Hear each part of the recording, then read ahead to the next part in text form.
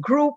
I was at the 2012 moment when this organization was given birth to, while all of us supported, and especially UNFPA and Gates Foundation. I would say that the child was given birth by FP 2020 leadership and staff, and they continue to do. And if I may say so, Dr. Dubey, you now have a young adolescent to go forward and nurture.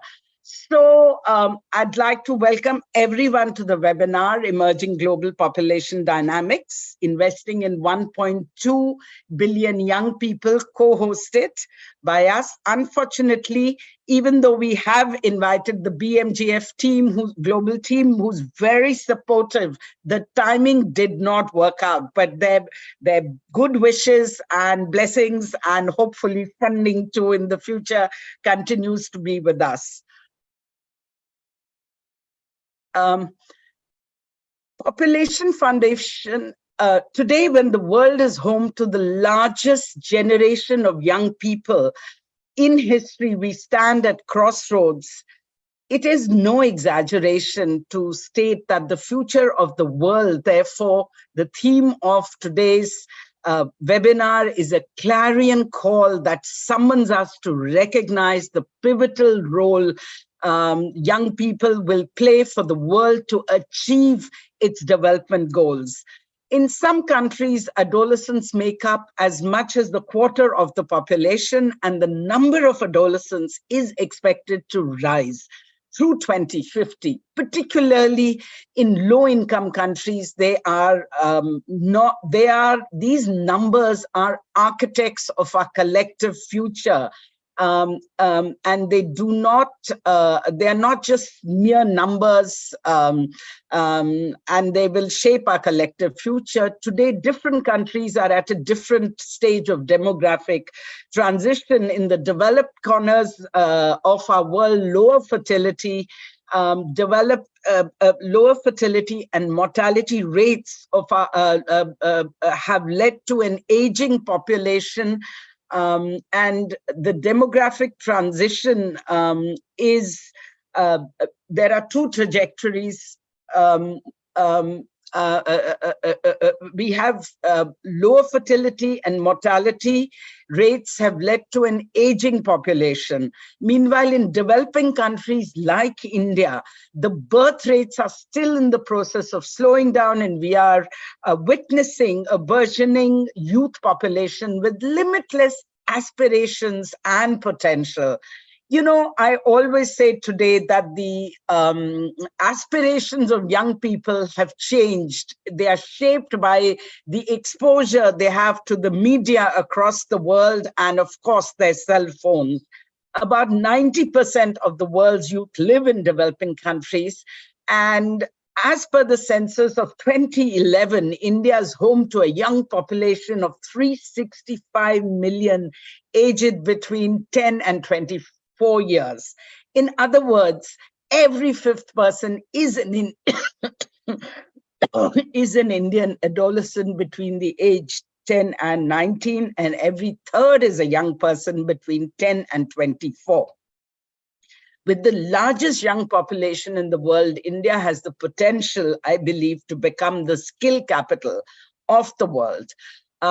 Not just in India, the proportion of young people in the overall population remains high across the developing world. We will hear more from our colleagues later, and especially from Dr. Dubey, who will share with us the increase in young population in Africa and across other parts of the world. This youthful energy could be the driving force of economic growth, provided countries make strategic investments in health, education, mental well-being, skilling and employment opportunities for the young. Sexual and reproductive health is an important is important for young people's overall health and development, encompassing physical, emotional, and mental, as well as their social well-being. Yet there is deep resistance among the health service providers, teachers, parents, and various gatekeepers to provide the young individuals with access to information and services pertaining to their sexual and reproductive health. So in order to ensure an informed cohort of people, adequate investment in adolescents' health and well-being education is imperative, you will all agree. This also emerged from our recent national level consultation with policymakers and members of parliament from across party lines. However, historical misconceptions have led to a backlash, sparking debates about age and culturally appropriate content. I'm going to say something controversial, and that in some of our countries, an explicit mention of comprehensive sexuality education, it is acting as a barrier. The term CSE is met with resistance, and while the perspective might lack rationality, it's imperative that we steer our focus towards reason. It's high time that the barriers are removed and the gaps are overcome, as the stakes are too high to ignore even a single young person access to CSE. We need to effectively unfold the complex terminology of comprehensive sexuality education. Our work with young people needs an equal focus on sexuality, skilling, and mental well-being. I'd like to raise in this platform, not for resolving only today, can we have a different nomenclature without compromising sexual reproductive rights of young people? And while I would like to have mentioned some key spaces we are working, I will do that very quickly. We have young people's collaboration. We work on young people's collaboration at the state and central level, adolescents' health and well-being education. Our initiatives align with global CSE. We are leveraging new age technologies like artificial intelligence to reach young people with information and social behavior change. Most of you have heard about our education, entertainment education initiatives. I'm not going to talk about that now, but we stand here and say to all of you that we are here to collaborate with you. And the series has had a combined viewership of 140 million over 3 years through our 3 seasons, through our work, and our work on adolescence and well-being, and has created a lot of evidence, which we are happy to share with everybody. But now, without any further ado, I am going to conclude and say a collective approach is important to establish a globally recognized nomenclature for CSE, transcending stigmas and cultural misconceptions. By developing universally accepted terminology, we aim to ensure that accurate age and culturally appropriate education on health and well-being reach all the 1.2 billion young people across the world. Today, we have an opportunity to lead by example, sharing insights, solutions with other countries at various stages of demographic transition. PFI has been engaging on SRH with relevant to the context of 23, which is India's G20 presidency and India overtaking China to become the most populous country. In India, we've engaged extensively with the media globally, and and we have recognized to have shaped the global discourse. And we were so encouraged when we got a mail from Dr. Dubey congratulating us, encouraging us, and that's how the idea of the seminar, I have to acknowledge this webinar, came from Dr. Dubey and her team, and we worked happily together to put together what I hope is going to be a very, very productive session. The webinar is an opportunity. As I said, the voice of young leaders is here, and they are our priorities. May I now invite Dr. Pavan Kumar, Additional Commissioner in charge, Maternal Health and Family Planning, Ministry of Health and Family Welfare, Government of India, to share his insights on India's demographic opportunity as the country having the world's largest youth population. We are proud to present Dr. Kumar to the international community. He recently led and presented India's commitment to FP 2030 and the recent initiatives of the Family Planning Division. The progress India has made in stabilizing the population with a choice-based, non-coercive approach is commendable and a lesson for all of us. Dr. Kumar has infused new hope for everyone who works in this sector in India, and I'm sure his impact, global impact, will be significant. And as a player in India, he is going to shape the global population landscape. Dr. Kumar brings decades of experience in healthcare management and public health.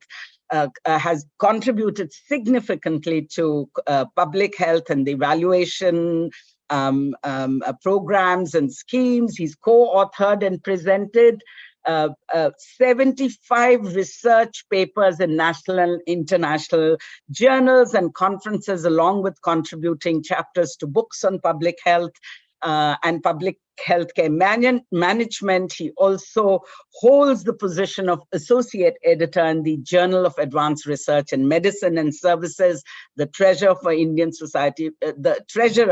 Indian Society of Hospital Waste Management. Throughout his career, he's been honored with 19 awards, and I am personally and professionally really happy to have the opportunity to work in India with under Dr. Pavan's leadership in the population field. Over to you, Dr. Kumar.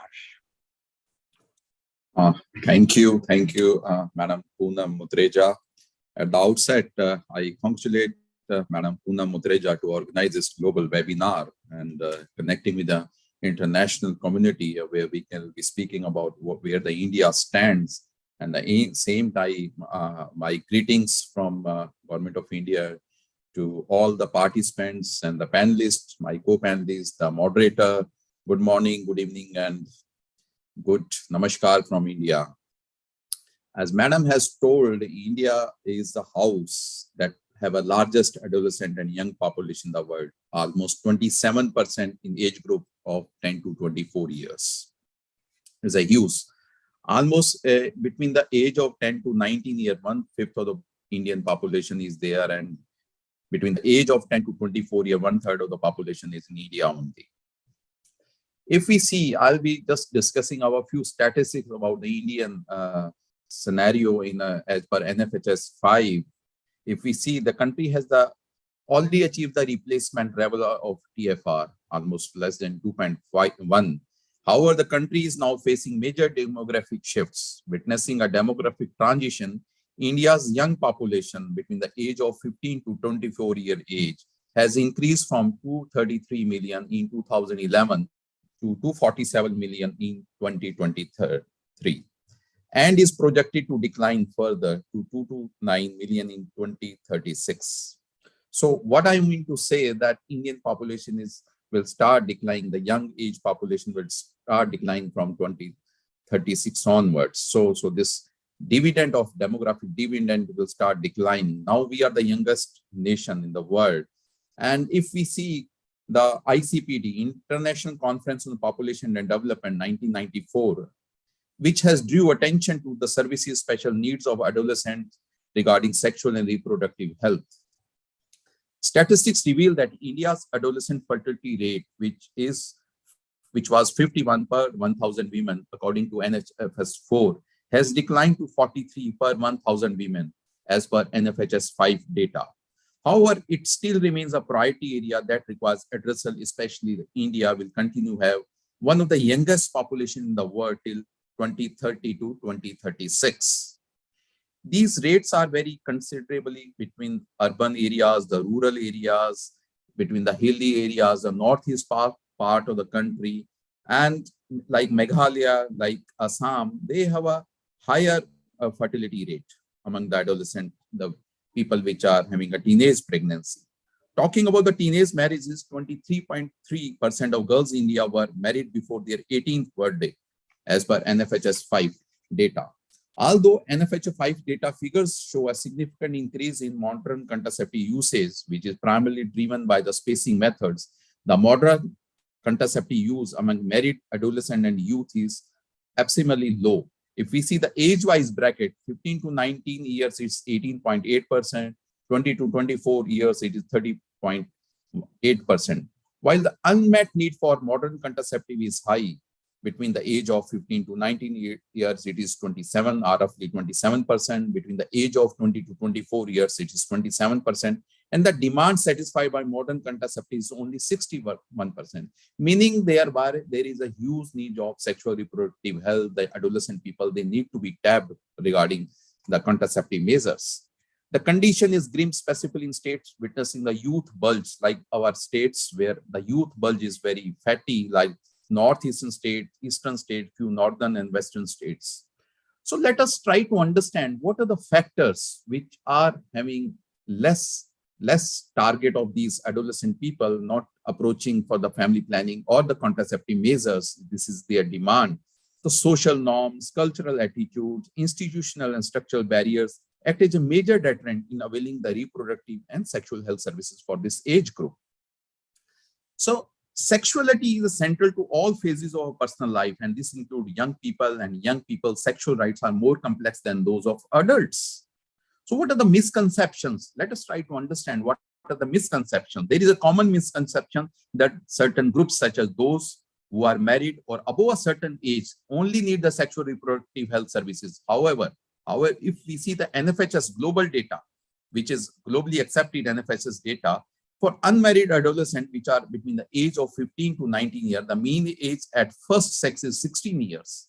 Therefore, there is a need to provide comprehensive services, irrespective of the age, and develop the abilities so as they take full responsibility of their own actions and decisions. Youth is an age where they do a lot of experiments. They should have a control over their emotions and everything. So we should be available for their needs as and when they arise. Another factor is the social stigma, which is a significant barrier for young people to access sexual and reproductive health services, along with the physical and material barriers, such as distance to service, limitation of time, mobility, cost. There are so many factors which are deterrent, where our adolescent youth people, they are not able to catch the things which are required for those people. But what all efforts we have done at the country level, at the state level, to address the institutional and logistic issues, family planning division installed self-care kit, condom boxes at strategic positions, along with the established community level contraceptive distribution to enhance the accessibility.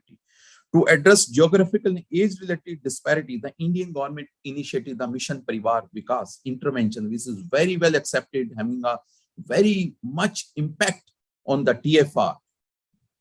Almost, we started this activity in 2017 in 146 high fertility districts. We have gone from the states to the district level where the TFR was high. So we have done this very important intervention where the TFR was high, where the reach of the contraceptives was low, the acceptability was low. So what we have done in this, the program was ruled out in further to 6 northern Indian states also, where teenage pregnancy was higher side. So we want to reach to each and every person in the hilly area, in the remote area, the rural area, and these efforts involves offering a comprehensive range of services at all tiers, thus aligning our commitment for FE 2020 and then transition to FE 2030. What is there in the Mission Parivar Vikas? We use two kinds of strategies. One strategy is a supply side strategy, in which we have revision of sterilization compensation wherever it was required, then operationalization of all delivery point for postpartum IUCDs, then MPV campaign, distribution of condoms, OCPs, wherever there was need for the remote areas, the hilly areas, unreachable areas. through Mission Parivar Vikas, we try to reach to the unreachable areas. And there is another strategy which we have used, is a demand side strategy, in which we have brought Nayi Pahal kit. I will talk about what is that kit. Is very popular in the Mission Parivar Vikas states and the district. Then Saas Bahu Sammelans, means mother-in-law, daughter-in-law, and the husbands. We have brought all together at the one platform to discuss about the family planning services. Then installation of the condom boxes, starting in the rural area, panchayat ghars, everywhere we have installed the strategic positions in the primary health centers, sub-centers, community center, district hospital. Then another intervention, the Sarthi vehicle is a well-decorated vehicle which was roaming in the village area, unreachable area, with all IEC material, with contraceptives. So we are reaching to the unreachable people. And then advocacy meetings. We are involving our all kind of people, whether they are religious people, the community leaders, everyone, to have advocacy about the family planning services. Meaning thereby, we are involving each and every people in the contraceptive services, reaching to the unreached people. Another important intervention which we have is effective involvement of young people in the implementation and evaluation of program, so that their adolescent health needs are met through Rashtriya Kishore Swastikarikam. Is a Government of India's program, where we have a peer educators, community mobilization from an important effective strategy to increase awareness, demand, access, and quality for this cohort. Young people utilize services more often when outreach activities are available, and since then the peer educators or members of youth form are young, non-judgmental of the same gender, and have a positive attitudes to young people's sexuality, the acceptability is likely to be more. Quality issue of young youth-friendly people, they are taken care of. Their confidentiality was taken care of. Their choices were taken care of this youth program, so that their sexual reproductive health choices, they are met. Providers need an understanding of diversity of young people, their level of knowledge, and their perception for need. They must realize that not all young people accessing services are literate, confident, know exactly what to expect, how to expect, are not capable of explaining what they need, or sometimes they want actually. All peer groups in adolescent age, they may not be clear of their choices. Sometimes they are confused where to give, how to reach, what to need from which people. They are the right people to their correct knowledge about the sexual and reproductive health. When a young person reaches a service delivery point, the first interaction is very important with the healthcare provider. They should be at ease, and they should establish a rapport. Expressing genuine interest and being courteous and sensitive help establishes trust among the adolescent people. The visitor may have spent days or weeks thinking about whether to seek services or not. This decision to come should therefore be rewarded. First impressions are the powerful, and a bad expression may deter a young person from returning to the health services. It is also important to recognize that some young people may prefer to see a professional of the same gender. Where possible, this choice should be offered to all the young people. They want the professionals to be of same age group, maybe of same sex, where they can freely discuss about their sexual and reproductive health. The Government of India introduced Nayi Pahal kit, which is given to the newlywed couples, in which we have a cosmetics also, we have a contraceptive commodity also, which is given at the time of their marriage. Our accredited social health activists, Field Connect, which is there in the rural area, which interacts with these all people and give this Nayi Pahal kit. Then we have a Saas Bahu Pati Sammelan, means mother-in-law, daughter-in-law, husbands. They sit together with our health worker, the Ashas, and discuss about their sexual needs, the contraceptive measures. And then Sarthi vehicle, which is a well-decorated vehicle, which is roaming into the Mission Parivar Vikas states and the district. And then comprehensive media campaign, having all things, IC material, contraceptives, pamphlets, the education material, which is distributed to all the people which are in need.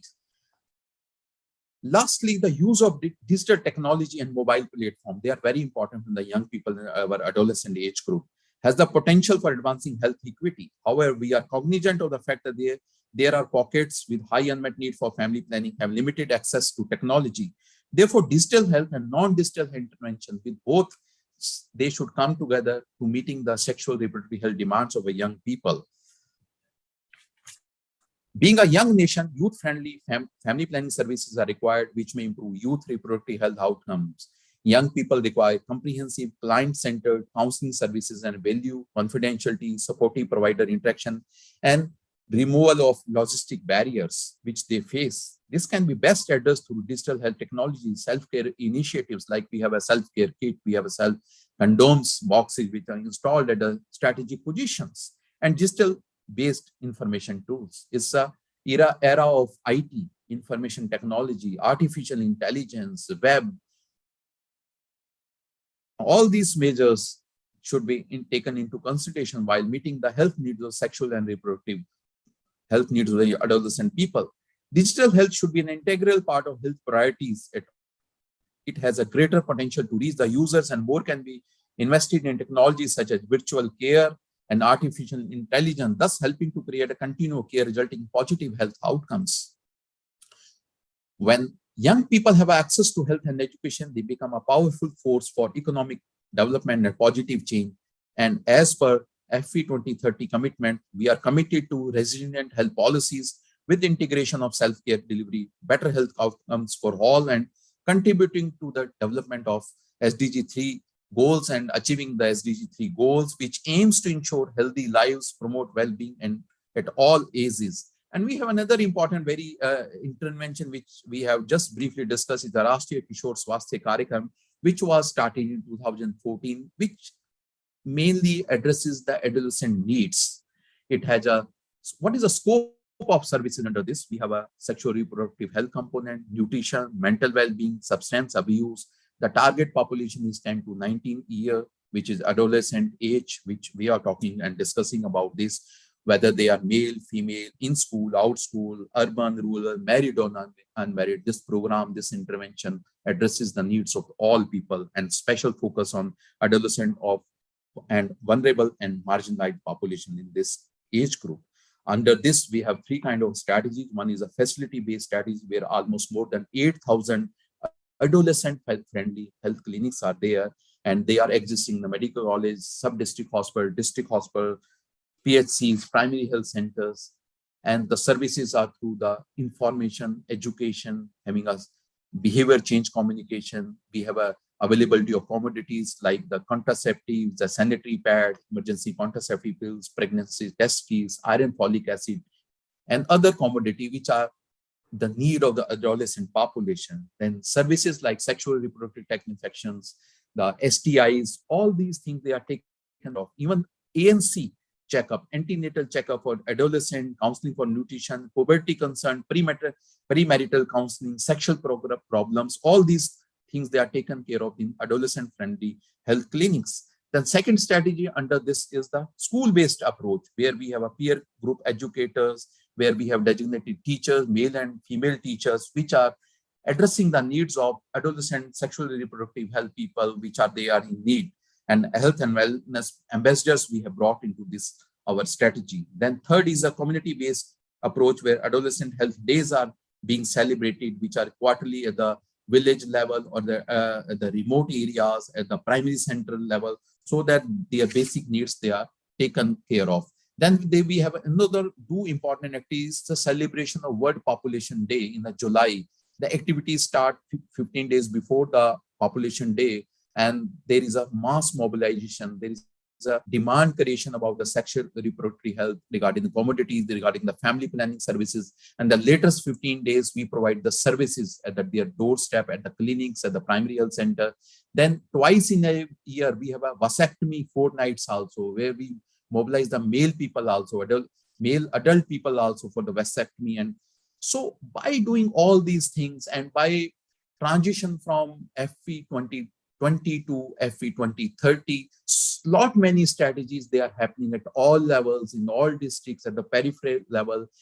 And we see the estimates, a very important component of FE 20, where Track 20 team, which is working in hand with us, and they give us important estimates. If we see our estimates for 2022 and 2023, India have 155 million users of modern contraceptives, and which have addition of 3.3 crore additional women and girls using modern contraceptive components and the commodities since 2012.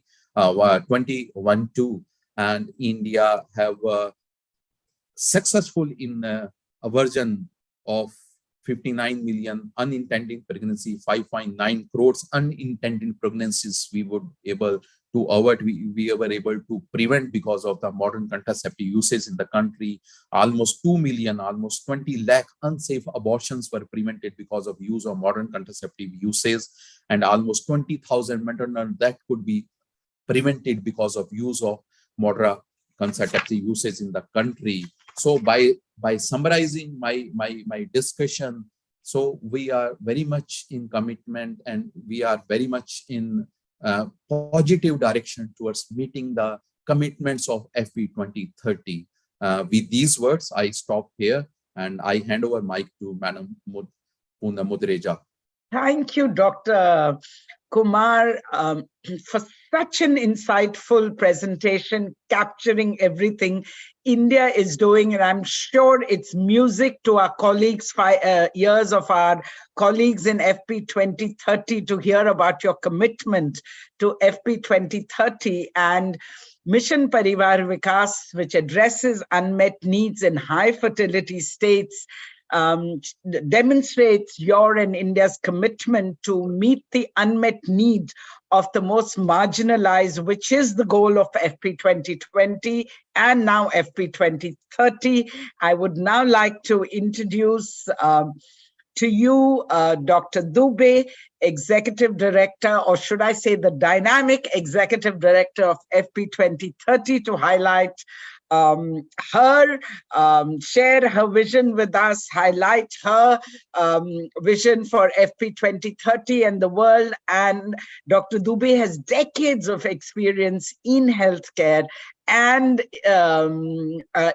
has been in several senior roles in the delivery of financing of healthcare. Her experience as the global head of ARK includes her role as ARK as head of healthcare investments, prior to which she was global, leading the global campaign for microbicides and has been the program director at PATH. Much rests on your shoulders, Dr. Dubey, for much of the world. And I think India and FP 2030, the progress we make will shape the world. And I want to reiterate that FP 2030 is an organization which the world is interested in supporting, not only PFI. Over to you, and I greatly look forward to hearing you and meeting you someday.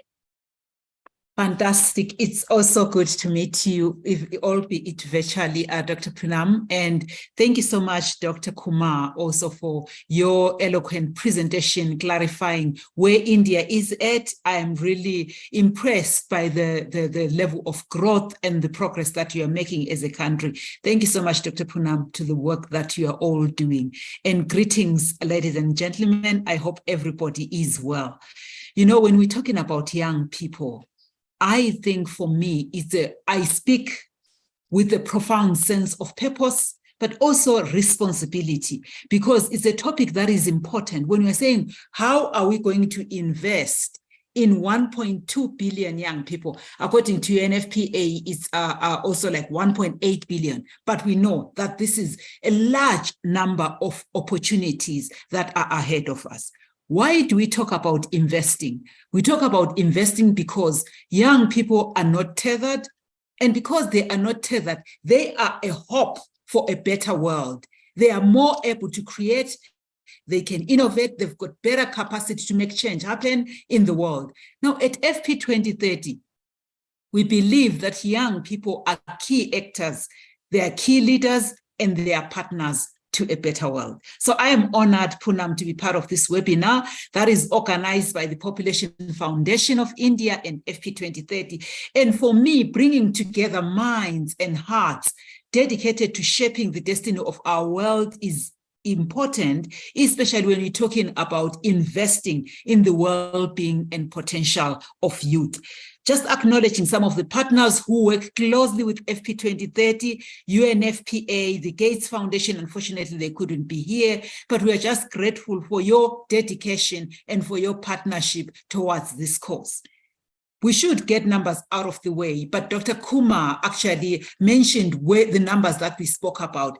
You mentioned, Poonam, that in India, you are talking about 365 million young people. In fact, that number could actually even go higher, depending on which age group you categorize. But I like that in the same sentence, you spoke about India perhaps becoming the skill capital of the world. I like that. But I would love us to actually even make that more of that happen. Poonam, Africa has got 650 million people who are 17 years and younger. In fact, 60% of the population of Africa combined, remember, Africa is not just one homogeneous country, it's 54 countries. You've got in Africa 60% of the population is young. It's under 25. We spoke last year, UNFPA, I like the fact that they coined the word 8 billion opportunities. And 8 billion opportunities means we have to think differently about population dynamics globally. And for young people, these statistics matter because we know that globally there were 42 births per 1,000 girls aged between 15 and 19. And this is a call to action for many of us. And these numbers are not unique, and we don't talk about them around just sexual health and reproductive rights, because we know that the health of young people transcends, all sectors of health, including mental health. We know that over 1.5 million young people died in 2021, and we know that mental health is and has become an issue. In the fabric of our discussions, ladies and gentlemen, when we talk about adolescents and youth family planning, casting our gaze across geographies, cultures, and communities, we should remember that the questions we explore are not confined by borders. They are universal inquiries that transcend societal divides. When India is saying this for us is 350 million opportunities to be actually the skill capital of the world, what can we learn as a collective in what you're doing right? And what can we learn elsewhere to accelerate that progress? For me, this is important because dismantling barriers and pioneering holistic solutions is why we are having this webinar today. The faces of young individuals affected by many of the issues that we spoke about when Dr. Kumar was talking about the geographical barriers for access. It's important for us to make sure when we are talking about young people, we're talking about how do we better program hope? How do we program their aspirations for a brighter future and that they are united in their universality? These challenges should become opportunities.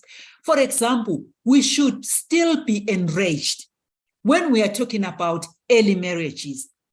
I'm privileged to just have come from Women Deliver, where I was in a panel with Dr. Miriam Sedibe, who had just come from Niger. She said something that was profound because while speckling with the issues of early marriages or child marriages, one of the fathers stood up and said, I also have a right to marry my daughter.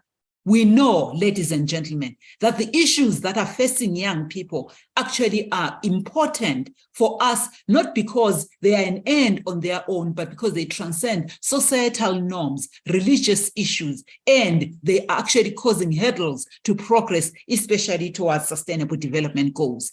Teenage pregnancies, as we spoke earlier, they echo the urgency of comprehensive sexual education, which I'm glad, Poonam, you are saying maybe let's coin a better phrase, so that we make sure that education or information is accessible to all. It's about reproductive health, but it's accessible to all young people, irrespective of their circumstances. It is a tragedy that today we speak about unintended pregnancies, especially for young people, because this, for us, it urges us to envision a world where choices are informed and empowered, where every individual has the agency to plan their lives with confidence. This is the duty that we bear. And the story does not end with the challenges and opportunities. It's also about harnessing the power of effective strategies and approaches. We gather insights at FP 2030 from diverse corners of the world, from youth-friendly facilities, innovations, and thank you, Population Foundation, for leading in some of those innovations. I heard earlier that you are even advancing what AI means for the work that is ahead of you. Community engagement models. We get so many insights that we could weave into a tapestry of transformation. These insights are important. Let us not ignore them, because no matter how varied they are, they share a common ethos, the unwavering commitment to prioritize the well-being and agency of adolescents and youth. I'm just privileged today, Poonam, as you are talking about the growth of FP 2030. Today, we are in 5 regional hubs globally, 2 in Africa, in Abuja and in Nairobi in Kenya. We've got 1 in Malaysia, 1 in Panama covering Latin America and the Caribbean, and another in North America and in Europe that is based in Washington, DC. In all these regional hubs, we've been intentional to make sure there is a person who is in charge of youth programs.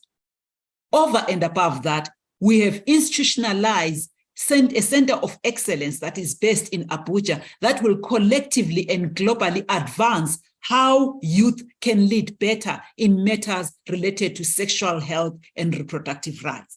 Please do partner with us as we endeavor to break barriers so that youth, as leaders of the future, are leading this agenda.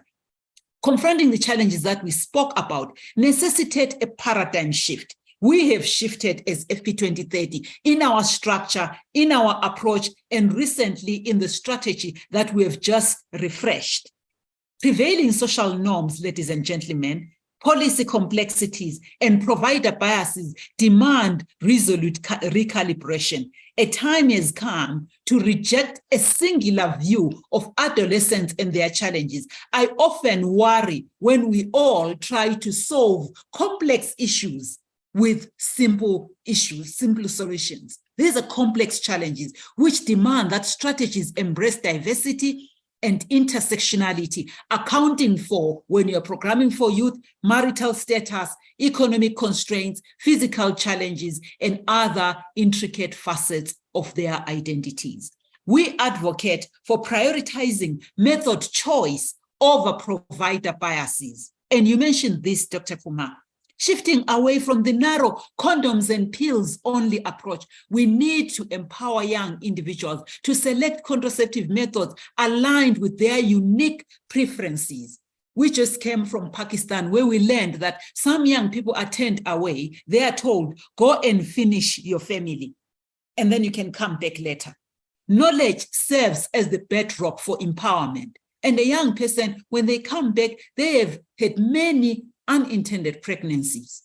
And Dr. Poonam, you have had your own call to action around CSE, and I really applaud that, because this is emerging in many of our conversations. Recently, we had a focal point workshop in Toko, where people were recalibrating what is CSE. Could we change the language? Could we change what it is called? And once you change what it is called, surprisingly, many policymakers actually adopt what it is. This empowerment reframes contraceptive use to facilitate young people in attaining their life aspirations. Colleagues, we should stand and advocate for youth empowerment in its entirety. I believe that access to contraception must be reimagined as a conduit for empowerment, rather than what we have been doing, where we solely look at it as a tool for preventing pregnancy. It is a path for one's future, granting individuals the agency to carve their destinies. And I believe that upholding bodily autonomy emerges as a fundamental principle across the globe. And at a grassroots level, forging strong provider-patient relationships will hold paramount importance. We've got many messages to policymakers and to key stakeholders to normalize family planning as an investment in tomorrow's leaders and create that environment that we crave for, where reproductive health services are accessible to all. Ultimately, at FP 2030, our mission is to illuminate the pivotal link between family planning and sexual reproductive health needs and promoting the holistic well-being of adolescents and youth. From a global vantage point, FP 2030, our perspective is one of steadfast determination. We are witness to inspiring stories and best practices from across the globe, from Senegal, where youth actually say, this is what we want, and we are going to demand from the government what we want. From Uganda, from Malaysia, youth are saying we need better and we will do more. Our current era is different from how our parents grew up. It is marked by formidable trials.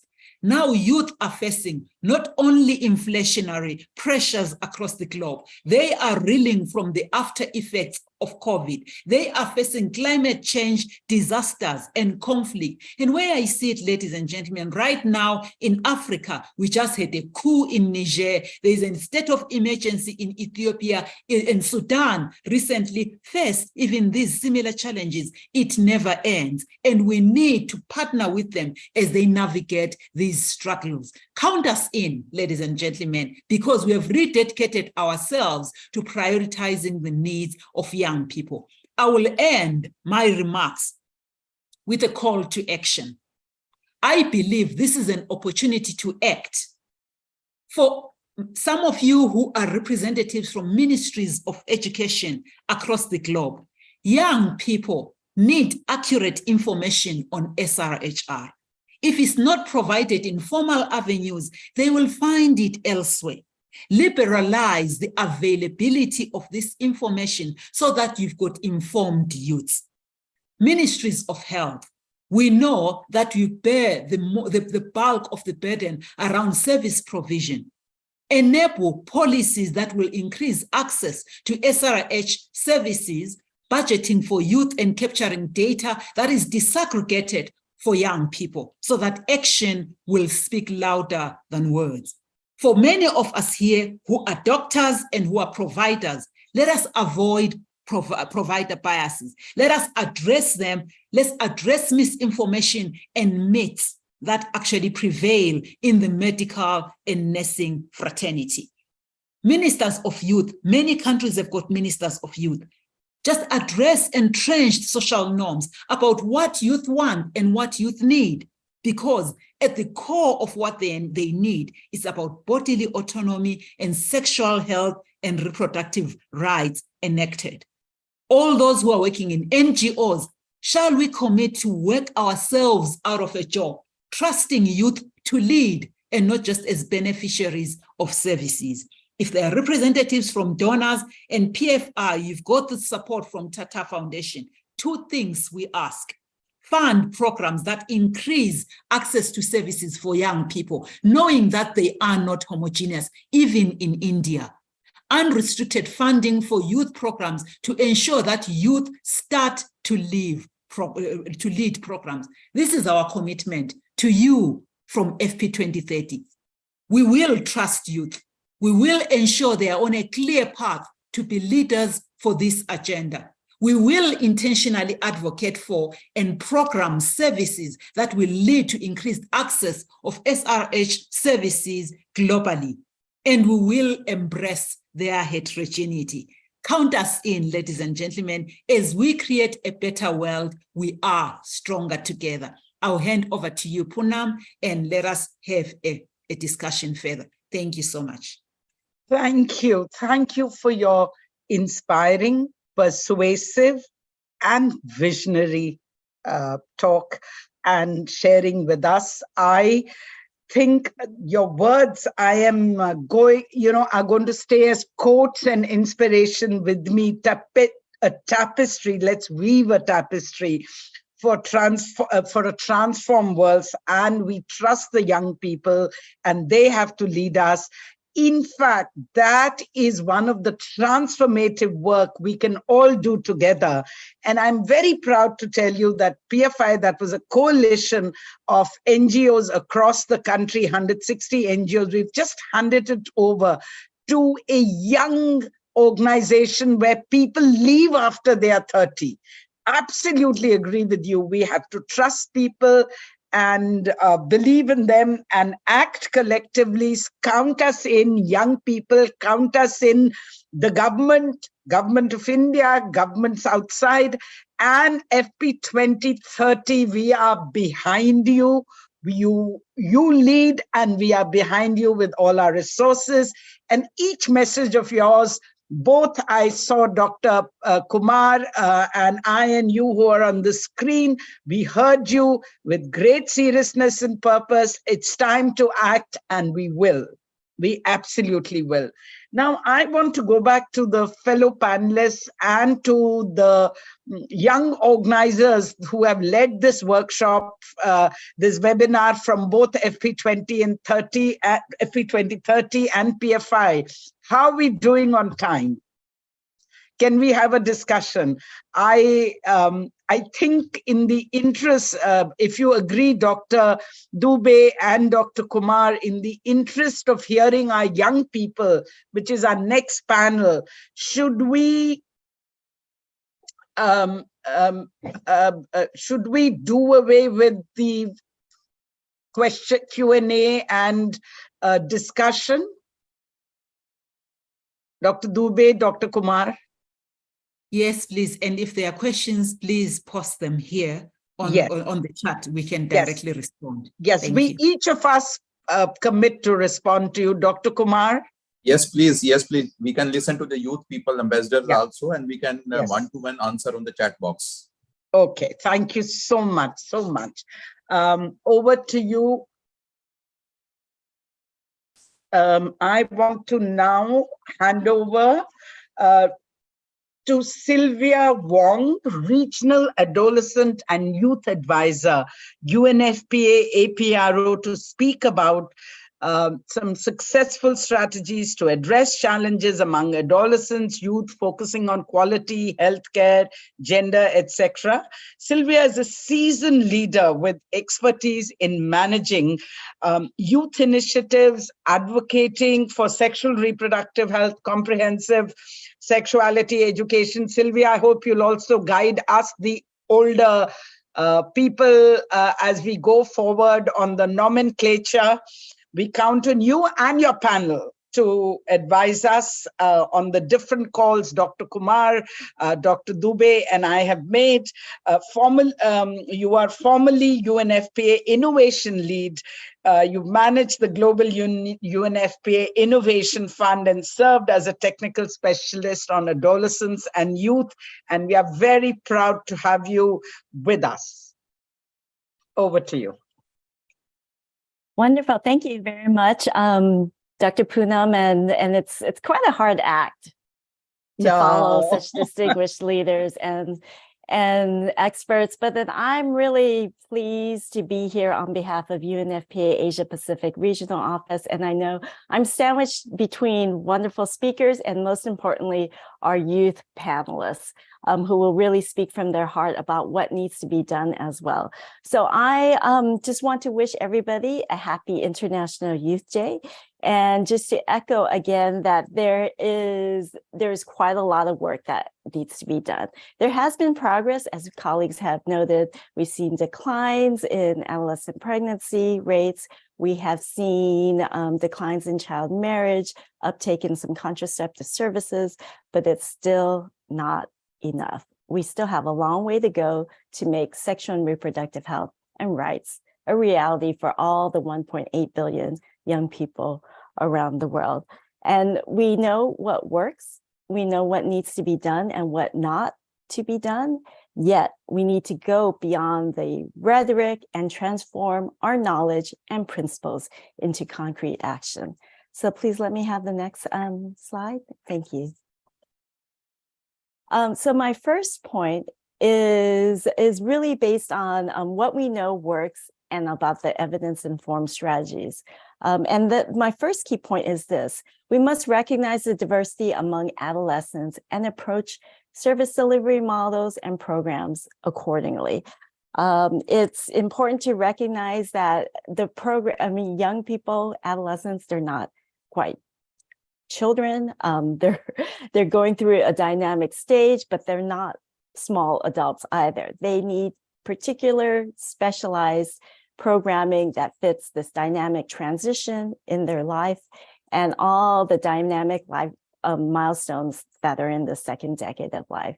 Puberty, the early transition from primary to secondary education, or school leaving, transition to new relationships, peer influences, etc.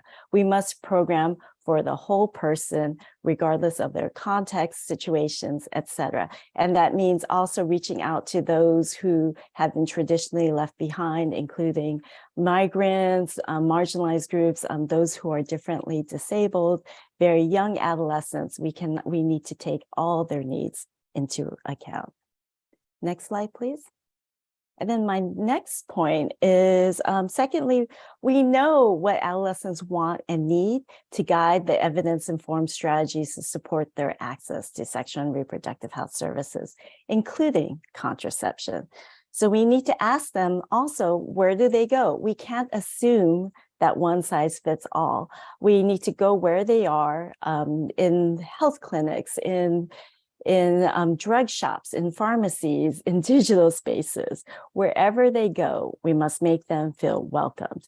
And when they show up, we have to ensure that the qualified, well-trained, and unbiased, and these are concepts that were discussed earlier, that the healthcare providers, counselors are ready to address their concerns with a very confidential, welcoming, respectful, and technically competent way to address their concerns. And also, before they come and after they come, we want to mitigate, we know we need to mitigate the concerns about being able to pay for the visit by making the services affordable or free. And finally, beyond what happens in the health services, we need to build and foster the community and family support because of what the different topics that were said earlier. We need to really address the stigma and normalize and ensure that this is a healthy part of life. This is part of their bodies changing. This is about their seeking their identities. This is about them seeking their place in the world. And we want to partner with young people to equip them and to equip also adults to better manage these different transitions in support of their rights. Next slide, please. Third, I want to say that, building on these components, we need to institutionalize adolescent components within health systems, but we also know that health systems or health services are not enough to empower and to address the concerns of adolescent SRHR. We need to link to comprehensive sexuality education and also to community mobilizations, because we know that for sustainability and reach and coverage, and because of the considerable size of the youth population around the world and within countries, as what was noted earlier, they have a right to these services, and to make them as most impactful as possible. We know that services alone is not enough.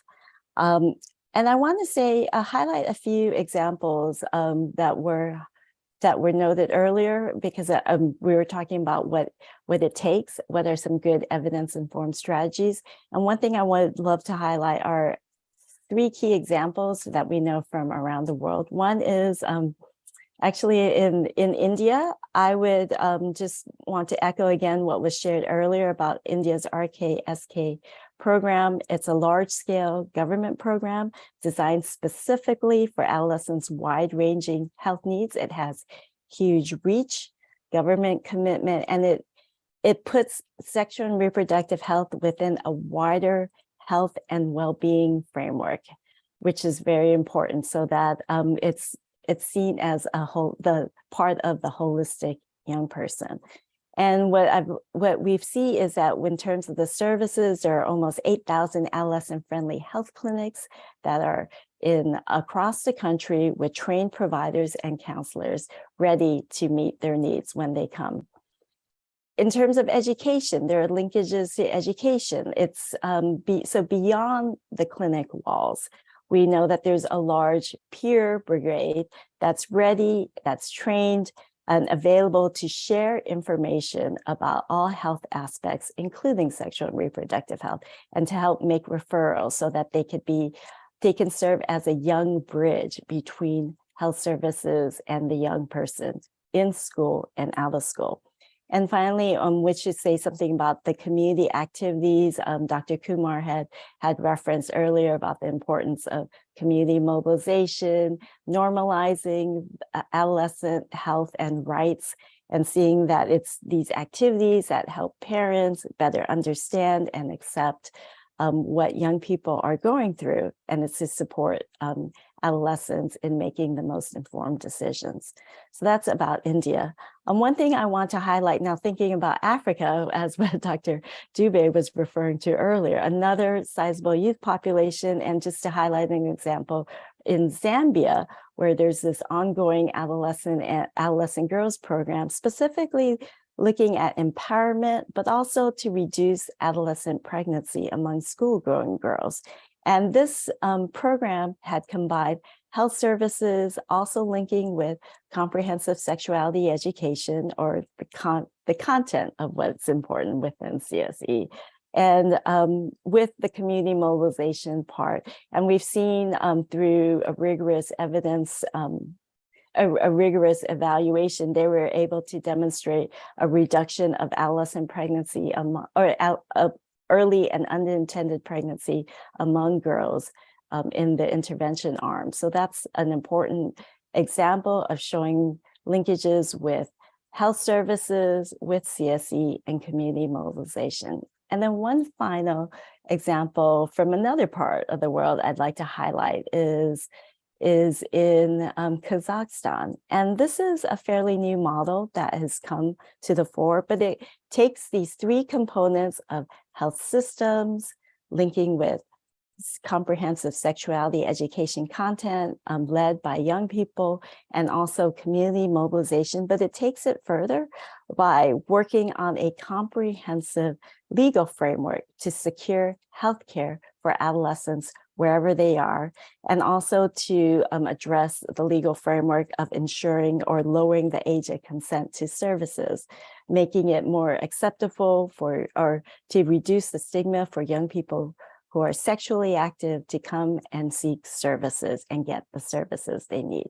They're mandating these services to be available across the country in communities, training the service providers to be unbiased, and to also mandating these services to be part of social insurance, health insurance schemes, thereby addressing the cost issues. And this adolescent health program is now being scaled up across the country with support from the World Bank and with UNFPA as well. So these different elements I've been speaking to within the health services, health systems, trained health workforces, health information systems, so that we're tracking and working and looking to see which young people are coming in, age and sex disaggregated data, service delivery of acceptable, good quality, access to the comprehensive package of information and including contraception, financing, as what I was highlighting earlier. And most importantly, I want to highlight the issue of leadership and governance. And we know that we have a long way to go to ensure strong accountability, and that young people are really driving, are at the forefront of the design, the implementation, and the monitoring of these health programs that are designed for them, but they should be designed with them, with their feedback, to ensure acceptability, relevance, and quite honestly, improved impact, because why would they go unless they have a say in what the programs are doing with and for them? So just want to mention those three key examples. Finally, if I may have the last slide, I want to end on knowing that we build on what works, describing those evidence-informed strategies that I've summarized, but we also want to invest in promising new approaches. They were highlighted earlier with regards to digital, with regards to self-care, which is not a new movement, but it's gaining a lot of traction just because we know that young people want to find, and they're looking for, unbiased, comprehensive information in digital spaces. And there is a huge opportunity in these different spaces. So we need to continue to build on what works, diversify our approaches, invest in what's promising, and looking at different digital platforms, models, and channels, including AI, as what was discussed earlier, as well as including direct to consumer platforms, but we need to monitor and evaluate to ensure that they're meeting the rights and needs of young people. Finally, I want to say one quick thing about adapting for the future today. On the occasion of International Youth Day, the theme is green skills for youth, building a sustainable, greener world. And while we've been talking a lot about SRHR, access to services, which is critically important, I would love to also think the way forward for young people, for our sector, to think critically about what it means to adapt for a greener, sustainable world. What knowledge, skills, and capacities would young SRH activists, young program managers, those going through universities, the new healthcare providers, counselors, the new engineers, what do we need to support a resource-efficient and greener health services, including contraception and reproductive health for young people today and tomorrow? So let's all be the change agents we want to expect of ourselves for a greener world and for sexual and reproductive health for all. So thank you very much. And I look forward especially to hearing what the young program managers and youth activists will have to say about all they've heard and what they see is for the future. Thank you very much. Thank you, Sylvia. Thank you so much.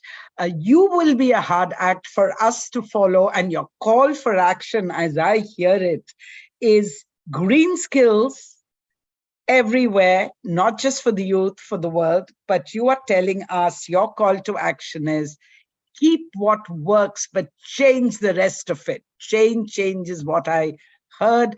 And I'm sure our co-panelists and our participants will join you in taking your call to action seriously. Thank you, Sylvia, for stressing improved healthcare, access, gender equality, crucial components for fostering meaningful empowerment in the region. And your 3 examples were really inspiring. Thank you, Sylvia. And I want to read out, Sylvia, I appreciate the challenge on adapting for a greener world, greener skills. You already have, I'm quoting from the chat, Dr. Dubey, you have instant support for your call. Thank you very much. And thank you, Sylvia, and all the panelists for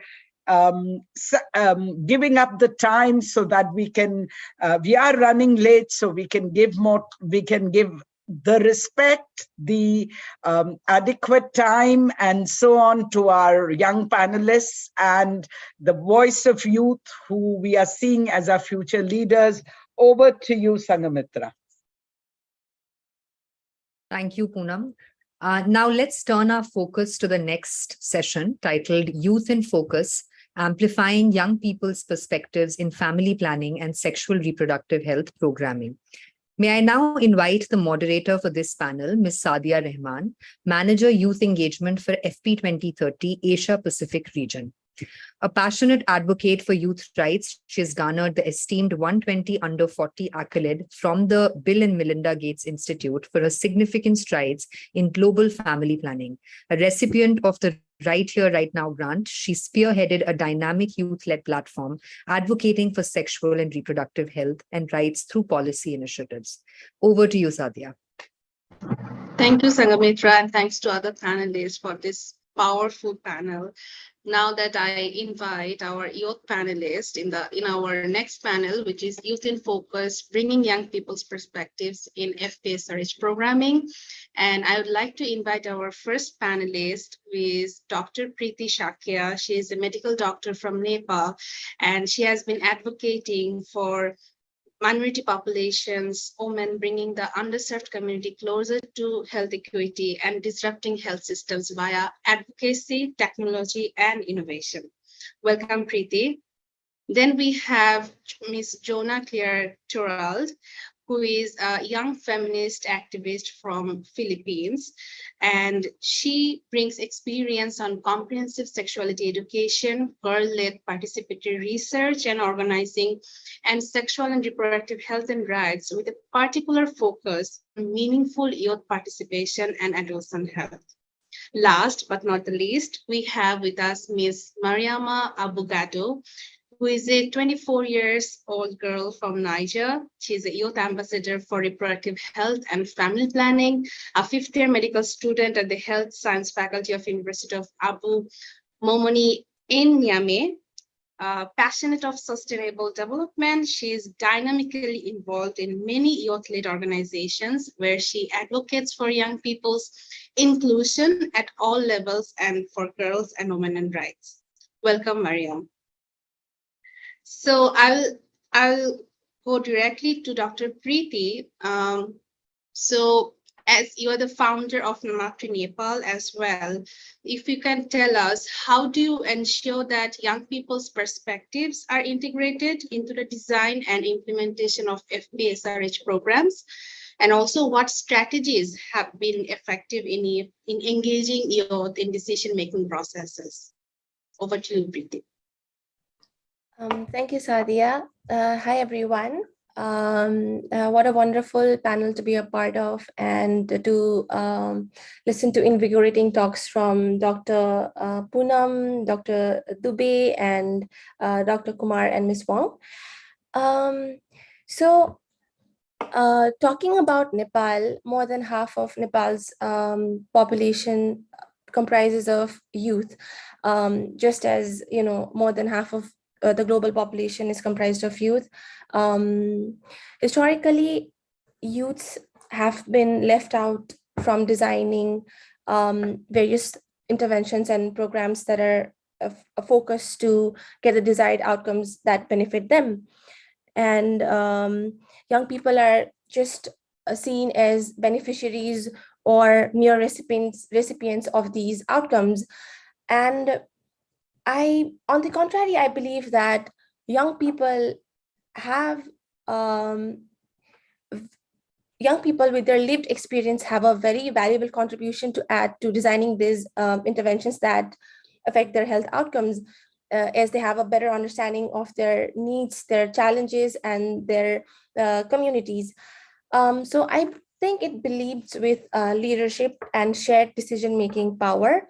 So with reference to my organization, our leadership board is comprised of 100% of young people at the decision-making table. And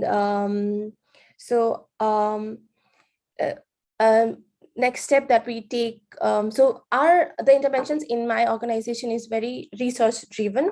So we ensure that these youths have very active and direct involvement with the research with regards to defining the problem, or maybe defining the study population in the research, and then performing literature reviews, or collecting or analyzing data, also translating them into evidence-based solutions. So coming to implementations, we conduct collaborative partnerships with various youth-led organizations in our communities. And we also have internal working group within our organization to coordinate our activities and, coordinating with the youth of the communities. And similarly, youths are also actively involved in the monitoring and evaluation process of our programs. And we value feedbacks from them. So this is how we involve youths in all phases of our program design and implementation. So I think a few strategies that have worked would be definitely creating meaningful roles in our organization, targeting the youths and having them hire into various positions, staff positions, both voluntarily and into paid positions. And also, despite the fact that youth bring in unique perspectives, fresh perspectives, but we need to also acknowledge the fact that youths might also lack expertise in certain projects that might require expertise. So we also provide them with capacity building. We also conduct capacity building activities, which means providing them with various mentorship and training programs to train them. And we also provide internships and volunteering opportunities, and encourage active youth involvement through enhanced service learning. And similarly, I think having an internal youth working group in an organization also, or in the form of a youth advisory council, are some of the few strategies that could help to engage youth meaningfully. Thank you, Sadia. Thank you, Preeti, for these insights. Now I'll go to our next panelist, Jonah. So, Jonah, if you can share with us, as a young feminist activist at Philippines, also you have experience around CSE and mostly education, transformative education. How do you collaborate with other organizations working in the FPSRH sector to ensure a holistic approach that addresses both education and reproductive health needs of young people? Thank you, Sadia, and thanks everyone. I've been hearing from our intergenerational partners in the first panel a while ago, and also hearing from Preeti. This has been such a comprehensive conversation, and happy that we're doing this conversation during International Youth Day. To answer your questions, I think we work in the development sector, sometimes looking at health and education sector separately, because, well, there are many factors, and there are many factors that this are sometimes siloed, because one, limited resources, and very niched, prioritized resources, and actually also very different actors. So I think CSE really is that glue to both sectors in working intersectionally. And I think both health and education sectors has their own components of youth participation and youth leadership.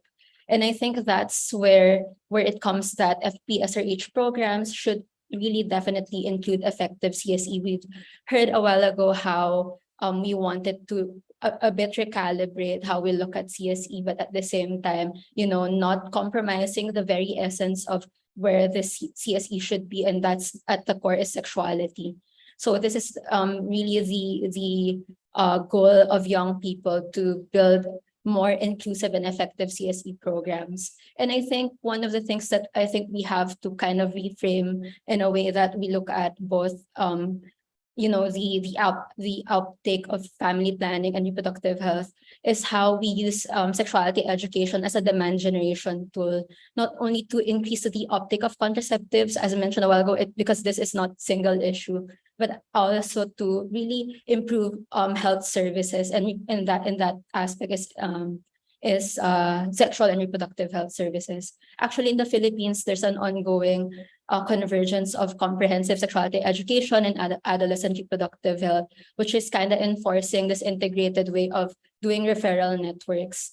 We can see that this is being led by the government, but I think one of the challenges is how we can really integrate young people in these conversations. And I think that's where youth leadership should really be. And there were also a lot of conversation a while ago about how we have to reframe the name of CSE. And I think, yeah, it works in many contexts. For example, there was family life education, there was reproductive health education, life skills education. But I think for this to be effective, we need both systems and norm change and holistic partnerships with youth and adolescent as leaders in both CSE and FP programming, and as mentioned by Preeti, not as beneficiaries, but actually as a leaders. So I think that's all for my end, and I'm sure we can discuss a bit more later. Thank you, Jonah. I think those are really insightful. Now I will ask our next panelist, Mariam, as she is a young ambassador for reproductive health and family planning in Niger. Mariam, if you can share some successful advocacy initiatives or projects that you have led by young people, resulting in positive changes in FPSRH policies or services. Thank you so much, Sadia. Hi, everyone. First of all, I wanted to say that I'm very happy to be here. Thank you for hosting me. And I wanted also to wish everyone a very happy International Youth Day, to the youth in age, but also the youth in mind. As we say, being young is a state of mind. And I also wanted to thank Dr. Samu for highlighting that we are going through a very delicate situation with the state of coup that happened in Niger. And but we are very happy that we still are able to provide reproductive health and family planning services, as I am actually on a volunteer shift in one of the biggest maternity in Niger, where we receive many adolescents and young mothers and also children for healthcare. So we are really happy that we can still provide healthcare for women, children, and young people. So to answer the question, I wanted to highlight two successful advocacy initiatives that we led here with the Young Ambassador for Reproductive Health and Family Planning web, which is a web of more than 23 youth-led organizations gathered and promoting reproductive health for adolescents and youth. The first initiative was an advocacy towards young religious leaders to promote adolescents and youth reproductive health education in schools. As you may know, since 2019, CSE was introduced in secondary schools in Niger under the denomination of Adolescents and Youth Reproductive Health Education, which was the national denomination that was adopted. What we saw is that young religious leaders were not included in the process of elaboration and implementing this CSE. And they were very reluctant on the topic. And we also know that they are very organized in the communities and in the schools and structures, and they are very influenced. So we really saw this as an opportunity to promote reproductive health and family planning by having them as allies. And also we saw this as an opportunity to create space for young people to express. Because as Dr. Samu was saying, we are not an homogeneous group, and we believe that young religious leaders are also an entity that we should listen to, we should hear and take in account their opinions, because successful youth strategies really lies in our capacity to take in account all the youth entities' opinions and needs. So what we did is that we capacity built these young religious leaders. We worked with 5 Christian youth-led organizations and 5 Muslim youth-led organizations, which are the 2 majority religions in Niger. We capacity built them on reproductive health and family planning. We reviewed with them the reproductive health education training modules, and we also wrote with them a religious argumentative document, which included Christian and Muslim arguments. So how did that reflect into results is that 5 of the Christian youth-led organizations and 4 of the youth-led Muslim organizations signed an official declaration where they committed to promote reproductive health education in their communities when they preach, when they gather, because they can really reach out to many adolescents and youth. And they also engage to collaborate with the local authorities and partners of family planning. So we really saw this as key because people didn't even know about those structures of young religious leaders, but because of the advocacy now, local authorities and partners are working with them, and they can reach out to them when they have activities. So the second advocacy that I wanted to highlight is the advocacy towards the Ministry of Health via the Family Planning Direction, where we advocated to have a specific commitment within the FP 2030 commitment for Niger, like a very specific commitment on adolescents and youth. That resulted in the fact that we were better represented in the national committee that wrote these commitments. We were over 4 young people from different structures and different entities that were able to provide our input. And it resulted also in a very specific commitment, which is the commitment 3 that I really invite partners implementing in Niger to have a specific view on that. Which aims to really mobilize all the youth-led organizations with all the specificities and work to implement actions towards young people, reproductive health and family planning issues. So I wanted to highlight these 2 advocacy results to say that whenever young people implement their own actions and they have the support of the authorities and the partners, we really see changes that reflect in the policies and also the programs of family planning and reproductive health towards young people. Thank you very much. So much, Mariam, for your insights. Now, as we are cutting out of the time, to close this panel, I would request all of the panelists, Preeti, Jonah, and Mariam, if you can share a quick takeaway from this panel that you might use in your future work. Shall we start with Preeti? Yeah, sure. I think it was a very enriching panel and there was a lot of takeaways, but I think all in all, we can all agree that leaders should be representative of the population that we serve. And as youth comprise more than half of the population, 1.8 billion of the world's population, as we all know, it's imperative that the initiatives that are intended to serve this population should comprise of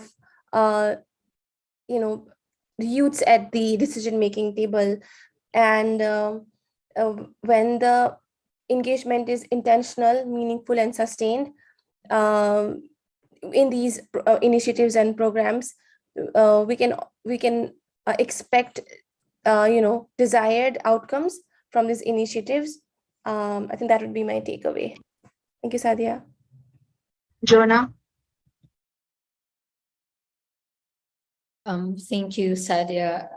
I think I just want to also reflect on what the first panel has mentioned, how there should be really funding and financial resources that integrates FPSRH and CSE, also data monitoring, and also uptake of health services to understand, the effective implementation and effective ways of peer learning. I think we don't really evaluate peer learning in a very integrated way. And I think that's where young people is really coming in, that we're doing this peer education and also trainings with our young people. And it should be represented in all of the evaluation and in all aspects, from formal, informal to non-formal learning institutions, and integrating with health networks.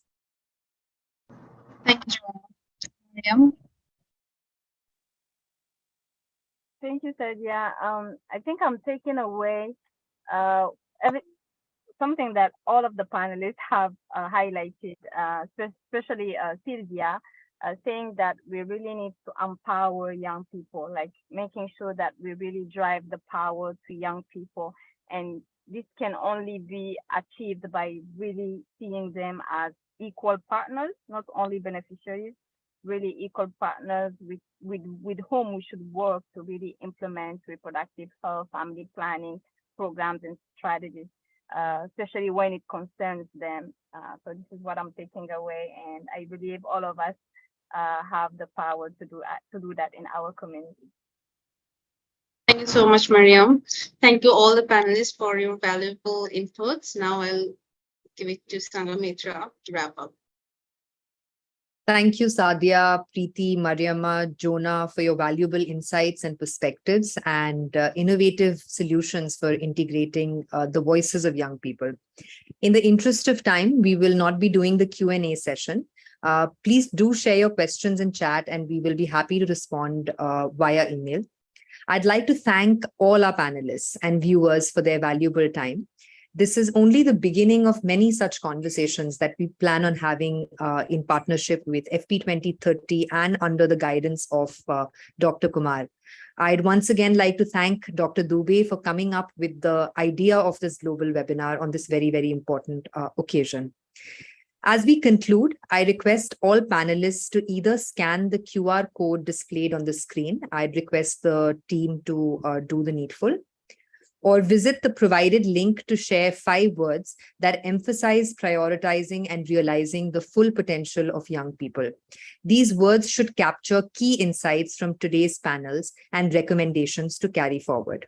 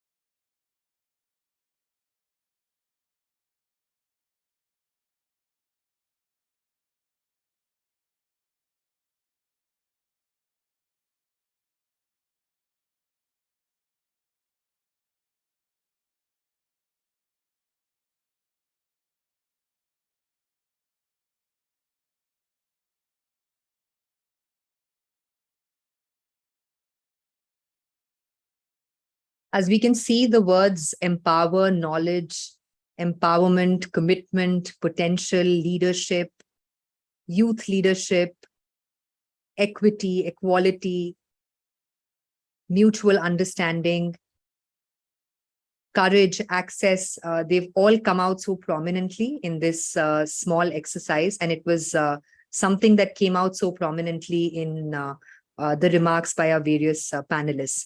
Thank you all so much for being a part of this webinar, and hope you have a wonderful weekend. Thank you.